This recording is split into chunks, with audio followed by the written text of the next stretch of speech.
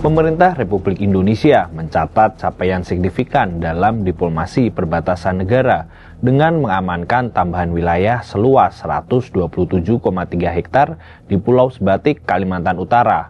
Lahan yang sebelumnya masuk wilayah administratif Malaysia kini sah menjadi bagian dari kedaulatan Indonesia melalui penyelesaian penegasan batas darat kedua negara.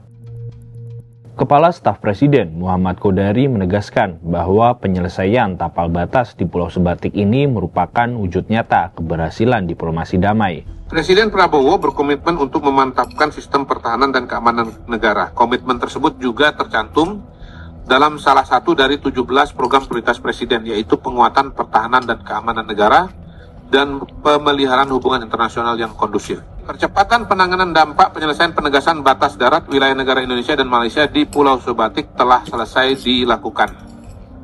Penyelesaian penegasan batas di Pulau Sebatik merupakan wujud nyata keberhasilan diplomasi damai, yang memperkuat kedaulatan teritorial Indonesia dengan disepakatinya garis batas baru wilayah seluas 127,3 hektar yang pada batas lama merupakan bagian dari Malaysia kini sah menjadi wilayah Indonesia.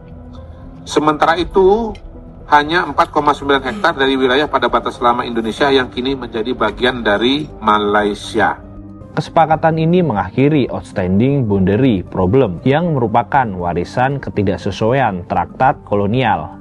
Di lapangan terdapat perbedaan antara patok fisik dengan konvensi batas 1891. Pengesahan garis batas ini kemudian difinalisasi melalui penandatanganan nota kesepahaman perbatasan antara Indonesia dan Malaysia pada 18 Februari 2025. Kabar penyerahan 127,3 hektar lahan di Pulau Sebatik dari Malaysia ke Indonesia ini memicu keriuhan di Malaysia. Sejumlah tokoh oposisi meminta penjelasan pemerintah. Bahkan ada tudingan kesepakatan itu melanggar konstitusi. Menteri Besar Sabar Haji Jinur menyangkal ada penyerahan lahan 127,3 hektar dari Malaysia ke Indonesia sebagaimana dikutip Free Malaysia Today dan Berita Harian pada Kamis 16 April 2026. Menurut Haji Ji, pernyataan Qodari tak sesuai perundingan Presiden Prabowo Subianto dan Perdana Menteri Anwar Ibrahim.